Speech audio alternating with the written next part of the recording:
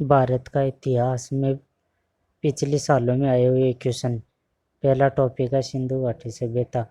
सिंधु घाटी सभ्यता 3000 ईसा पूर्व पुरानी है और दक्षिण में गंगा घाटी के निचले क्षेत्रों में उत्तर में मालवा तक फैली हुई है। ऑप्शन नंबर सी 3000 ईसा पूर्व।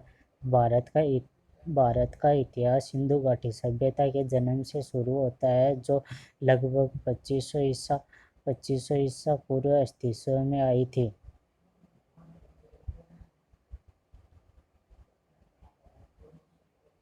सिंधु घाटी सभ्यता का सबसे महत्वपूर्ण विशेषता क्या थी? ईंट के भवन। सिंधु घाटी सभ्यता के लोग बनाने के लिए तांबे और टिन का प्रयोग, कांसा बनाने के लिए तांबे और टिन का प्रयोग किया जाता है। सिंधु घाटी सभ्यता एक कांस्य युगीन सभ्यता है। सिंधु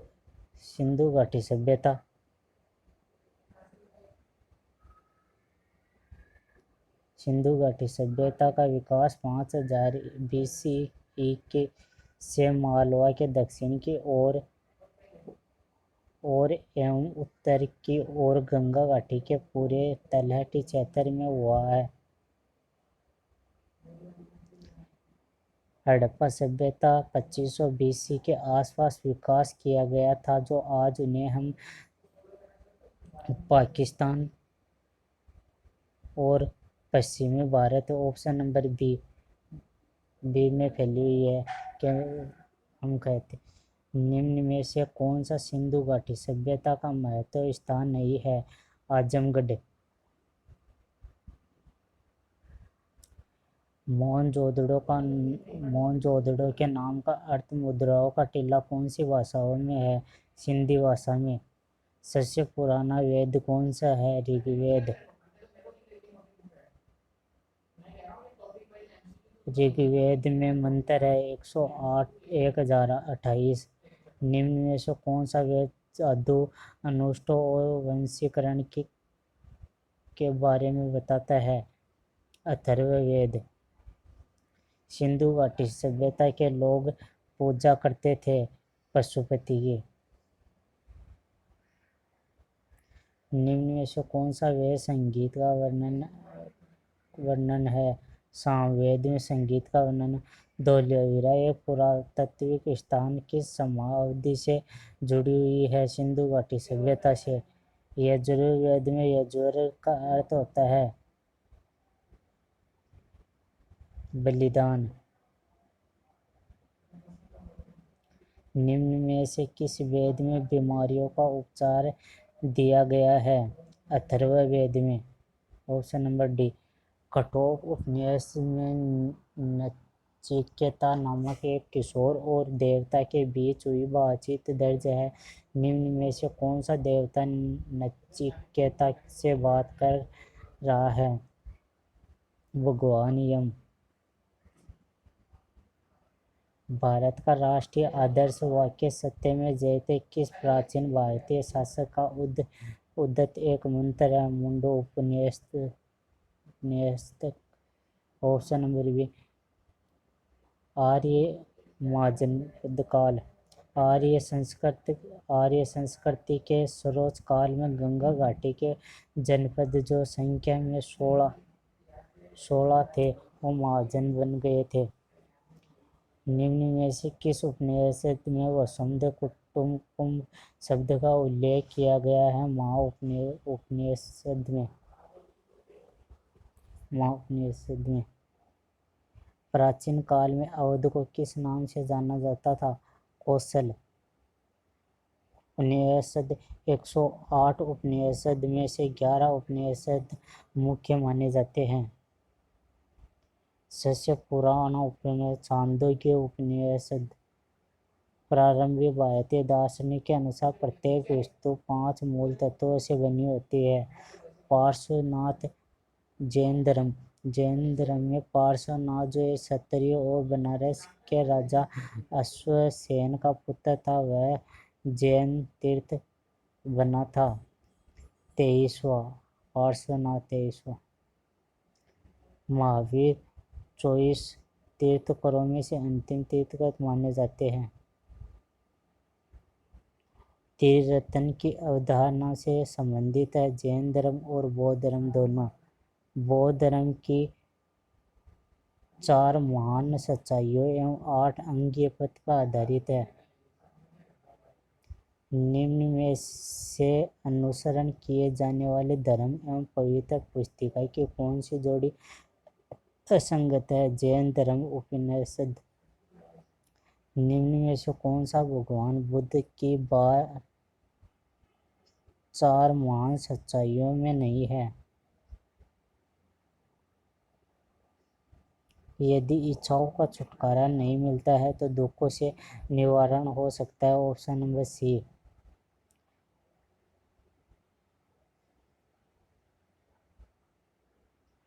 बौद्ध धर्म। बुद्ध का जन्म 560 ईसा पूर्व में हुआ था और 480 ईसा पूर्व में 80 वर्ष की उम्र में उनकी मृत्यु हो गई। Option number C. किस वृक्ष के नीचे रानी माया देवी ने गौतम बुद्ध को जन्म दिया था? साल के वृक्ष। Option number 1। त्रिपिटक उपदेशों का सबसे पहला संग्रह कौन सा है? बौद्ध धर्म। गौतम बुद्ध ने अपना प्रथम प्रवचन कहाँ दिया था? सारनाथ।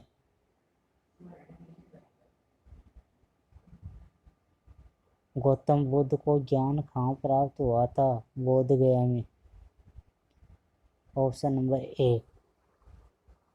जातक कथाओं में बुद्ध के जन्म और उनके पूर्व जीवन का वर्णन मिलता है। बौद्ध ग्रंथों का अध्ययन करने के लिए विजयवाड़ा में कौन सा चीनी विद्वान रहा? Xuanzang. Option number B. Jain धर्म और बौद्ध धर्म के उदय में भारत में ईसा पूर्व 6वीं शताब्दी में धार्मिक अशांति देखी गई थी। गौतम बुद्ध की मां का नाम क्या था? Maya Devi. Option number A. Bodh Gaya किस भारतीय राज्य में स्थित है? Option number B. बिहार में। बौद्ध धर्म में दिए गए आचार के नियम और पंचशील सिद्धांत के नाम से जाने जाते हैं।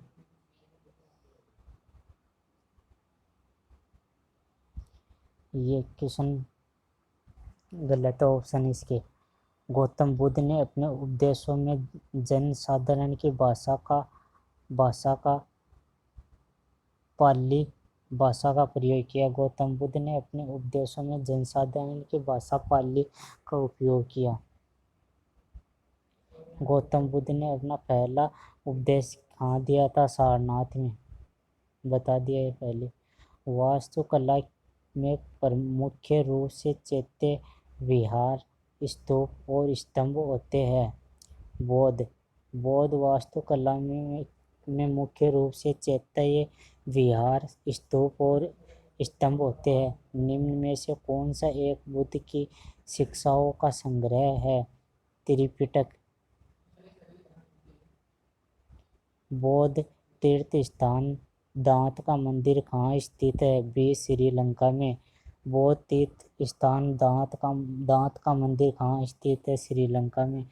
भारत एक धर्म जोरोआस्ट्रियन मुख्य रूप से किस राज्य में पाया जाता है? महाराष्ट्र। Option number A. बौद्ध संरचना धम्मिक स्तूप कहाँ स्थित है? सारनाथ में। बोरोबुदर बौद्ध धर्म कहाँ है? Option number C. Indonesia. Borobudur बौद्ध मंदिर कहाँ स्थित है? इंडोनेशिया। Option number C. नीचे दिए गए 4 युगम दिए गए हैं जिनमें से 3 किसी तरीके से एक समान हो और एक युगम भिन्न है। कौन सा युगम शेष से भिन्न है? Option number 3। मंदिर। जैन अवस्था के साथ जुड़ा हुआ है। ए। पारसी धर्म। जैन अवस्था के साथ जुड़ा हुआ है। पारसी धर्म, जहाँ यह मानते हैं कि भगवान बुद्ध ने अपना पहला उपदेश दिया था, उस स्मारक का नाम बताइए और जिसे seat of the Holi Buddha कहा जाता है।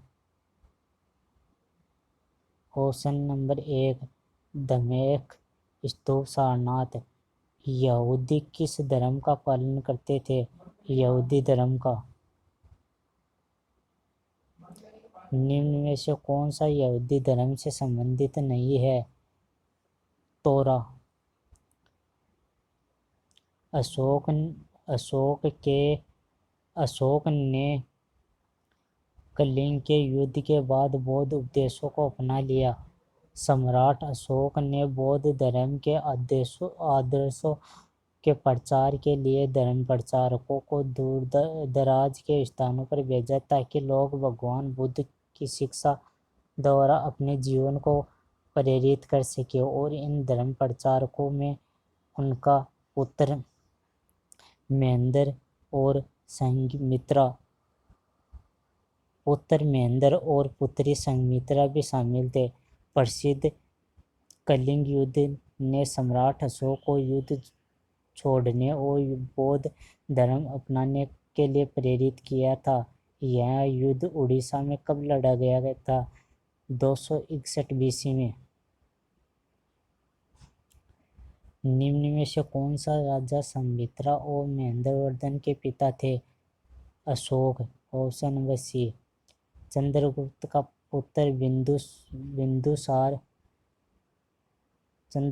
पुत्र बिंदुसार मौर्य साम्राज्य के सिंहासन पर बैठने वाला दूसरा शासक था।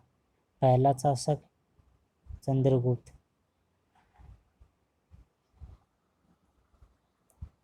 अशोक ने धर्म विजय या धार्मिकता द्वारा विजय की नीति विकसित की।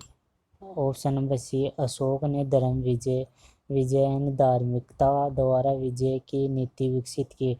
सम्राट अशोक बिंदुसार का पुत्र था जो मौर्य वंश से संबंधित है।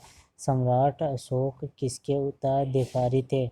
ऑप्शन नंबर बी, बिंदुसार के। अशोक के शासनकाल की सबसे महत्वपूर्ण घटना कलिंग आधुनिक युग ओडिशा पर विजय थी, जो उनके जीवन का एक महत्वपूर्ण परिवर्तन था। अशोक ने कलिंग का युद्ध ओडिशा में लड़ा। कब लड़ा? 261 BC में। इसके बाद में ही अशोक ने बौद्ध धर्म को अपनाया। सम्राट अशोक ने पत्थर के स्तंभों और पत्थर के तख्तों पर अपने 14 आदेशों उत्कीर्ण करवाकर अपने राज्य के प्रमुख स्थानों पर स्थापित किया ताकि लोग तदनुसार आचरण कर सके।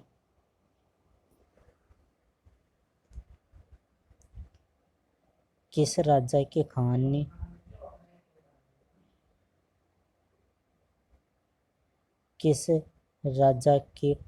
कहानी मुद्रा राक्षस नाटक पर विजय है? चंद्रगुप्त मौर्य की।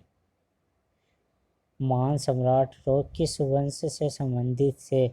मौर्य वंश से। ऑप्शन नंबर ए। मौर्य साम्राज्य की राजधानी कौन सी थी? Pataliputra. Option number B. Maurya वंश को किस वंश ने समाप्त किया था? Option number A. Shunga. Kautilya का अर्थशास्त्र में मौर्य प्रशासन के बारे में जानकारी देता है। Option number B. मौर्य वंश का अंतिम सम्राट कौन था? Option number C. Brihadatta. Chanakya का एक अन्य नाम था? और विष्णुगुप्त। चाणक्य का एक अन्य नाम था Vishnugupta. Option number B. Megasthenes Bharat आने वाले सबसे शुरुआती खोजकर्ताओं में से एक था। उसका संबंध किस देश से था? यूनान से।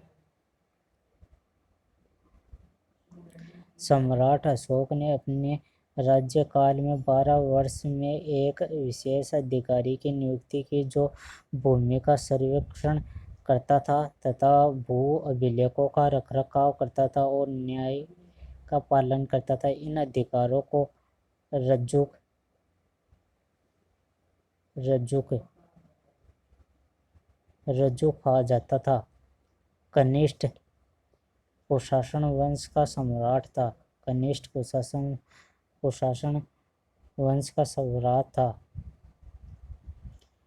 शुक युग सन 78 ईस्वी में प्रारंभ हुआ था।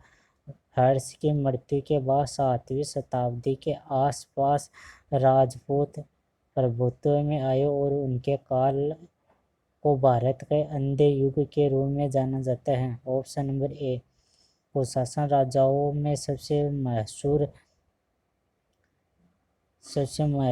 मशहूर कनिष्ठ थे जो कुशासन राज